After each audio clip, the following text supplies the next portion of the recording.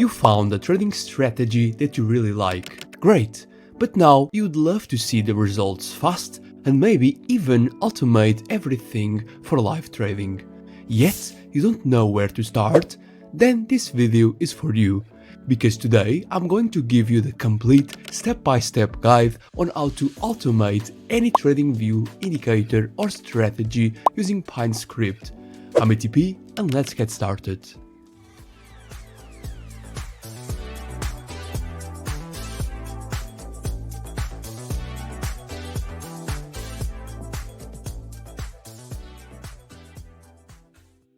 For today's example, I will use a strategy made of 3 indicators that together create a clean and powerful trading system.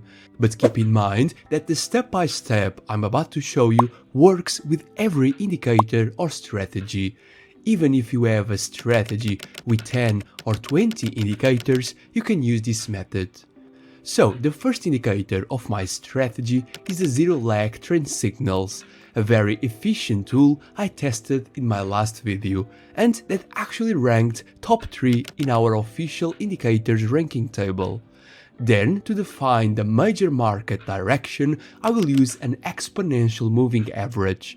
And finally, to filter out choppy markets, I will use the ADX, a classic indicator that measures momentum. Here's how the system works. We get a long signal when the zero lag indicator fires a green arrow. The price is above the EMA and the ADX is above 20. For shorts, it's exactly the opposite. A zero lag red arrow, price below the EMA and again ADX above 20 to confirm the move. For exits, I will keep things simple. A stop loss of 50 pips and a take profit of 100 pips. So now let's automate everything using Pine script. Firstly, click on the Pine editor, then on this arrow, select create new and then strategy. And as you can see, the Pine editor will display a default strategy based on the cross of 2 simple moving averages, a 14 period and a 28 period one. But as you can imagine, this is too basic and doesn't give us much information. So let's delete the long and short conditions. The first thing we need to do is to copy and paste the code of every indicator from our strategy. And to keep everything in place, I will insert comments for every indicator's code, just like this. This doesn't affect the code at all, it's just to visually keep everything organized. And below, I will do the same for the strategy's long and short conditions.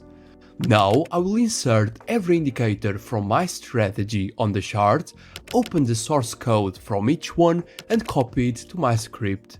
And you should do the same for every indicator from your strategy. Once that's done, let's work a bit on our strategy inputs. One thing we should always avoid is having duplicate input names. For example, here I have a source input for the zero lag indicator and another source for the EMA, both with the same name, and as you can see, Pine script highlights it as a mistake. To fix this, we are going to create groups for each indicator and give their inputs unique names. First, to create a group, we write var_g_ followed by the indicator's first letters. Then assign it a name, in this case it can simply be the indicator's name, and then we repeat the process for the other indicators as well. Once the groups are created, we can assign each input to its respective group, just like this. And again, do the same for all inputs of every indicator in your strategy. Now we can fix the duplicated input name issue, in this case the source input. To distinguish them, I will rename the EMA1 to source EMA. And now, with everything in place, we can move on to the next step, telling the system exactly what information we want from each indicator.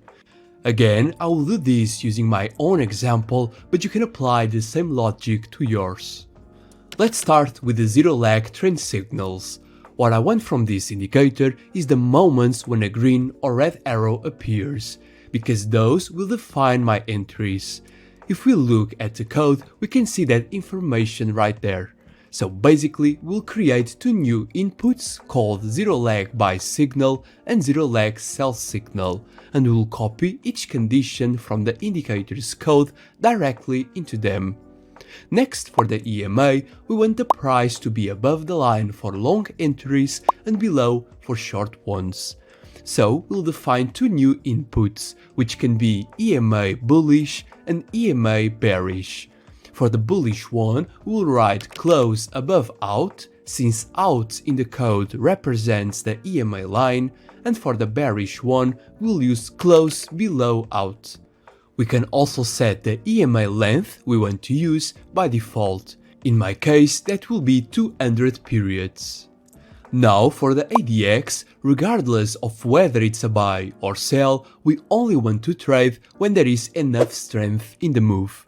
So we'll create one more input called ADX strength, where we'll set SIG above 20, since SIG here represents the ADX value. With all that done, we just need to combine our conditions inside the long and short logic, connecting them with AND. That way, the strategy will only enter a position when all conditions are met. And if you add more indicators, you will simply keep adding them in the same way, one condition at a time. Now we can click Save and update it on the chart. As you can see, our strategy entries are now working correctly, and all indicators are plotted as well. We can even go into the strategy inputs and modify their settings, and thanks to the groups we created, everything looks clean and well structured. However, we are still missing some important pieces: the stop loss, the take profit, and the position sizing. Let's take care of that now. In the first line of the code referring to the strategy, we will include the initial capital input, so the initial value of our account, where I will put 1000, and then the currency, which I will put in dollars. Then we'll put our default quantity type, which can be in contracts with the input strategy.fixed, in a specific value of dollars with the input strategy.cash, or in a percentage with strategy.percent of equity, which is what I recommend. And finally, we can also define the value of this percentage with the input default quantity value, where I will put 2, meaning 2%. To change this, we can also go to the bot properties menu. And now we are only missing the stop loss and take profit parts. To define a stop loss and take profit, we are going to create two new inputs that will allow us to easily control these values without changing the code every time. For the stop loss, we'll write this, where the default pip distance will be set to 50. And for the take profits, it's basically the same thing, but we'll set the default pip distance of 100. This creates two fields where you can insert the stop loss and take profit values in pips. Next, we need to calculate the actual pip size according to the asset where we'll apply the strategy. And for that, I like to use the formula getPipSize, like this. This function calculates the pip size based on the symbol's minimum tick. It multiplies the minimum tick by 10 for forex pairs, since a pip is typically 10 times the minimum tick, and leaves it unchanged for other assets. And now we can create two var float variables to multiply our desired pip distance with the getPipSize function, so the bot adjusts the pip distance automatically according to the asset. Now let's move on to the final part of our bot, adding the stop loss and take profit levels to the chart and setting up our automatic exits. The first step is to define the entry price. We'll create a new variable called entry price and set it as a float. Then we'll use a conditional assignment to update it. If we are flat in the market, meaning strategy.position size equals 0, or if there's a new long or short condition, the entry price will be set to the close of the current candle. Otherwise, it will keep the value from the previous one. This ensures that the bot always keeps track of the price where the position was opened. Then we'll create 4 new float variables to represent the levels of our stop loss and take profit. 2 for long positions and 2 for short positions. And now it's time to assign values to those levels. For long trades, the stop loss will be placed below the entry price and the take profit above. And for shorts, it's the opposite. The stop loss will be above the entry price and the take profit below. We'll calculate each of these levels by subtracting or adding the previously calculated distance, which we defined in pips earlier in the code. Now that the levels are ready, let's plot them on the chart. This is a very useful visual feature because it helps us instantly see where our stop losses and take profits are being placed. We'll use the plot function and apply some conditions, so these lines are only visible when a position is active. We'll also style them red lines for stop losses and green lines for take profits. And finally, we'll use the strategy.exit function to close our positions automatically. For the long position, we define both the stop and the limit prices using the variables we just created. And then we do the same for the short side, specifying the stop loss and take profit values. These exits will now trigger whenever the price reaches one of these levels.